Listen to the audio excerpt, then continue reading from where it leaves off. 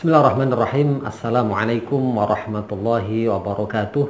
Alhamdulillah wassalatu wassalamu ala sayyidina Rasulillah Muhammad ibn Abdillah wa ala alihi wa sahbihi wa mawalah, amma ba'd. Kaum muslimin yang dimuliakan Allah Subhanahu wa taala, kali ini kita akan mengkaji dan membahas satu tema penting dan langsung referensi kitab kuning atau referensi berbahasa Arab, kitab fikih yang berjudul Fathul Mu'in. Nah, ini kitabnya ini. Ini adalah kitab fikih yang sangat terkenal dan dikaji di berbagai pesantren dan majelis ta'lim. Dan kali ini sesuai dengan persiapan untuk kita Idul Adha, maka insya Allah kita akan membahas tentang bab atau fasal tentang kurban dan sedikit kita singgung tentang akikah. Bismillahirrahmanirrahim. Muhimmat artinya sesuatu yang penting, pada halaman 63. Yusannu muta'akkidan lihurin qadirin tadhiyatun. Yusannu disunahkan, muta'akkidan yang sangat kuat, jadi sunnah mu'akkad, sunnah yang sangat dianjurkan, lihurin qadirin, bagi orang merdeka, jadi bukan budak. Qadirin yang mampu, jadi mampu, ada persediaan dana, ada kecukupan rizki, maka disunahkan mu'akkad, sunnah sangat kuat sekali. Apa yang disunahkan? Tadhiyatun, yaitu untuk mengeluarkan atau menyembelih hewan kurban pada saat Idul Adha.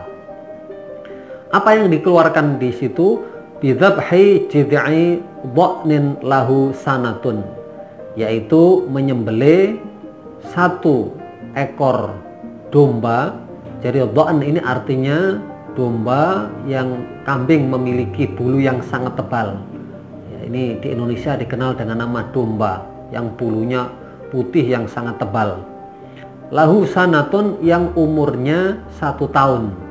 Wasaqata sinuhu, dan gugur atau tanggal giginya, walau qabla tamamiha, meskipun belum sempurna 1 tahun.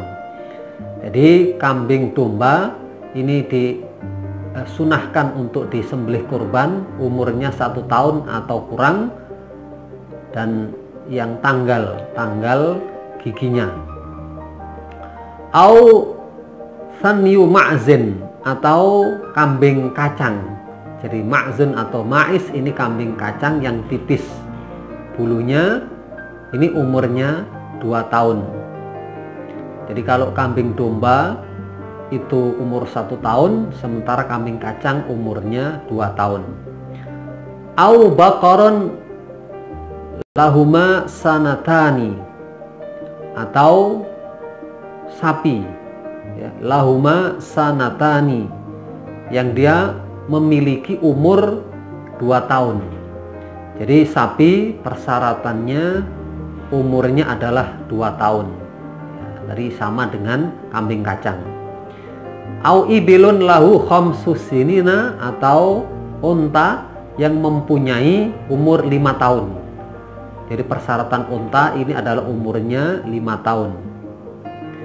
Biniyati udhiyatin inda zabhin, yaitu dengan niat penyembelihan kurban. Jadi pada saat menyembelih domba 1 tahun, atau kambing kacang dan sapi 2 tahun, atau unta 5 tahun tadi, niatnya adalah udhiyah atau niat menyembelih. Inda zabhin au ta'ayunin, ya, pada saat menyembelih tadi itu diniatkan. Jadi niat boleh dilisankan, jadi nawaitul udhiyata, tetapi yang disyaratkan adalah niat dalam hati bahwasanya ini bukan menyembelih biasa, bukan menyembelih untuk syukuran atau acara tertentu, tetapi niat menyembelih untuk hewan kurban. Wahia afdalu minas shadaqati, dan penyembelihan kurban atau udhiyah itu afdalu minas shadaqati, yaitu lebih utama, lebih tinggi derajatnya dari sedekah biasa. Jadi kurban ini pahalanya lebih tinggi daripada sedekah biasa, derajatnya lebih tinggi. Wa waqtuha min irtifa'i syamsi nahrin ila akhiri ayyamit tasyriqi. Waktuha, dan waktu penyembelihan hewan kurban itu min irtifa'i syamsi nahrin. Jadi matahari tinggi, meninggi sekitar waktu duha, makanya dinamakan adha. Biasanya penyembelihan dilakukan waktu duha. Matahari naik sepenggal 7, jam 7, jam 8 dan seterusnya. Ila akhiri ayyamit tasyriqi, sampai hari terakhir, hari tasyrik tanggal 13 Dzulhijjah maghrib, maka ini adalah batas terakhir waktu penyembelihan hewan kurban. Wa yujzi'u sub'u baqarin au ibilin an wahidin. Jadi 1/7 sapi dan 1/7 unta ini untuk satu orang. Artinya 7 orang berserikat atau berkumpul untuk patungan dalam penyembelihan seekor sapi atau penyembelihan seekor unta. Jadi sama artinya unta dan sapi berlaku untuk 7 orang yang berkorban. Wala yujzi'u ajfa'u, dan tidak mencukupi ajfa, yaitu yang sangat kurus. Jadi kalau kambing, sapi terlalu kurus, dagingnya sangat sedikit, ya, sangat kurus, maka ini tidak mencukupi, baik kambing, unta maupun sapi. Wa maqtu'atu ba'dhi dzanabin au udhunin abyana wa inqalla, dan yang terpotong sebagian dari ekornya. Jadi tidak boleh ekornya ini terpotong separuh. Jadi ekornya harus utuh. Kalau terpotong separuh berarti tidak sah. Au udhunin, atau terpotong telinganya. Jadi telinganya terpotong, ya, yang sangat jelas. Ya, wa inqalla, meskipun hanya sedikit. Jadi betul-betul terpotong meskipun sedikit, ini tidak sah. Wa dzatu irjin, dan tidak mencukupi yang pincang. Jadi kakinya pincang, kambing, sapi atau unta ini tidak mencukupi untuk kurban. Wa aurin, dan yang dia menderita kebutaan, yang tidak bisa melihat. Jadi hewan yang buta ini tidak bisa dijadikan hewan kurban.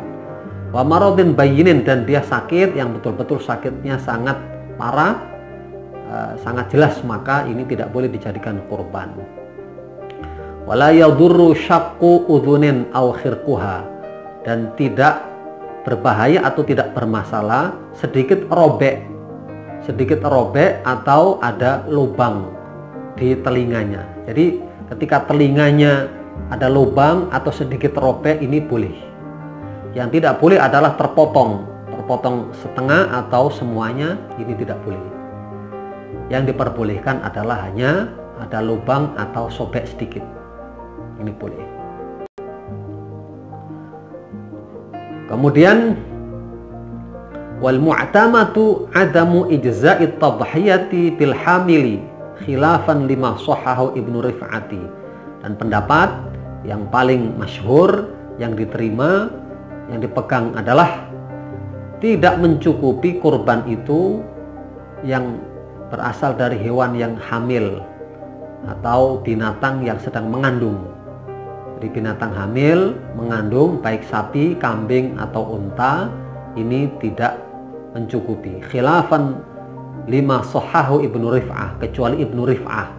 Jadi ada salah seorang ulama namanya Ibnu Rif'ah, ini mengatakan bahwasanya berkurban dengan kambing, sapi atau unta yang hamil ini hukumnya sah.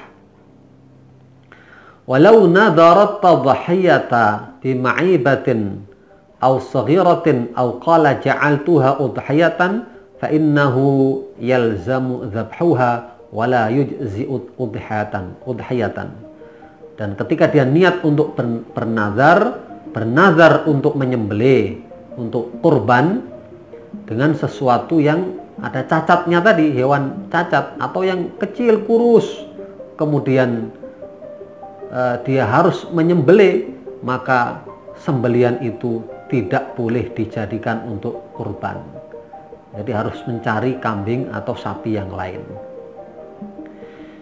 Kemudian wa yahrumul aklu min udhiyatin aw hadyin wajaba binadrin, dan haram untuk makan dari binatang nazar. Nazar ini yang betul-betul dijanjikan, baik nazar kurban atau nazar biasa. Ini tidak boleh dimakan oleh si pemilik kurban, jadi harus dikasihkan semua jika untuk nazar, untuk nazar. Wa yajibu tasadduqu walau ala faqirin wahidin bi syai'in nayyi'an walau yasiran minal mutatawwi'i biha, dan wajib untuk disedekahkan meskipun kepada satu orang fakir miskin dengan cara yang mentah. Jadi itu nazar tadi, maka harus disedekahkan semuanya, tidak boleh dimakan kalau nazar ya. Wal afdalu at-tasadduqu bi kullihi illa luqman yatabarraku bi akliha. Nah, yang paling utama ketika ini dia berkurban, kurban biasa ini ya, itu disedekahkan semuanya. Illa luqman yatabarraku bi akliha, kecuali beberapa suap untuk dia mencari keberkahan. Jadi boleh bagi orang yang berkurban ini untuk memakan ya, fakulu minha, sesuai surat Al-Hajj di dalam penjelasan firman Allah, fakulu minha, maka makanlah dari daging ya, daging yang engkau kurban tadi. Wa antakuna minal kabiti, dan hendaknya yang kita makan bagi yang orang berkurban tadi itu adalah dari hati. Nah, jadi hati binatang tadi itu lebih baik. Wa alla ya'kula fawqa thalathin, dan tidak makan di atas 3 hari. Di tanggal 10, 11, 12. Nah, ini diusahakan supaya 3 hari saja, tidak lebih untuk memakannya. Walahu it'amu aghniya, jadi boleh juga orang kaya dikasih makan hewan kurban. Wa tasadduqu bi jildiha, dan mensedekahkan bi jildiha dengan kulit ya, kulitnya ini disedekahkan. Wa yusannu ayyadhbaha ar-rajulu bi nafsihi, dan disunahkan seseorang itu menyembelih sendiri. Jadi ketika dia mampu untuk menyembelih sendiri kambing atau sapinya, maka disunahkan atau dianjurkan dia untuk menyembelih sapinya sendiri, bukan diwakilkan kepada orang lain. Wa ayyashhadaha man wukila bihi. Nah, seandainya dia mewakilkan kepada orang lain, maka hendaknya ada orang yang diutus untuk menyaksikan. Nah, jadi misalnya ada tukang jagal, maka hendaknya dia mengutus orang tertentu, tetangganya atau saudaranya untuk menyaksikan hewan kurban. Jadi tidak dibiarkan saja diserahkan kepada panitia, tetapi usahakan ada perwakilan supaya melihat hewan kurban itu. Ini disunahkan, hukumnya sunnah. Wa kuriha li muridiha izalatu nahwi sya'rin fi 'ashri dzil hijjati wa ayyamit tasyriqi hatta yudhhiya. Wa kuriha, dan dimakruhkan, li muridiha, bagi orang yang berniat untuk kurban, izalatu nahwi sya'rin, menghilangkan bulu-bulu ya, rambut atau bulu yang lain, fi 'ashri dzil hijjati, ketika masuk tanggal 1 sampai 10 Dzulhijjah. Wa ayyamit tasyriqi hatta yudhhiya, dan hari-hari tasyrik sampai dia mengeluarkan hewan kurban atau menyembelihnya. Ya, ini disunahkan supaya dia tidak mencukur rambut, tidak memotong kuku, sehingga sampai nanti dia berkurban. Dan ini hukumnya sunnah. Nah, ini sesuai hadis Nabi, idza ahala hilalu dzil hijjati wa arada ahadukum ayyudhhiya fala yamassa min sya'rihi syai'an. Jadi hadis riwayat Imam Bukhari, apabila salah seorang dari kalian ingin untuk berkurban, maka hendaknya tidak menyentuh atau tidak mencukur bulu-bulu rambutnya atau bulu-bulu tubuhnya, termasuk juga kuku ya, sama sekali. Jadi ini hukumnya sunnah ya. Adapun di mazhab yang lain, mazhab Hambali, ini hukumnya wajib. Tetapi mayoritas kita di Indonesia bermazhab Syafi'i, maka sunnah bagi kita untuk supaya jangan kita memotong rambut atau memotong kuku mulai tanggal 1 sampai 10 Dzulhijjah. Batasannya sampai ketika kita menyembelih hewan kurban maka baru boleh, dan ini hukumnya sunnah. Inilah pembahasan bagian pertama dari kitab Fathul Mu'in tentang hewan kurban. Insyaallah kita akan sambung lagi di bagian kedua. Demikian, mudah-mudahan bermanfaat. Wallahul muwaffiq ila aqwamit thoriq. Wassalamualaikum warahmatullahi wabarakatuh.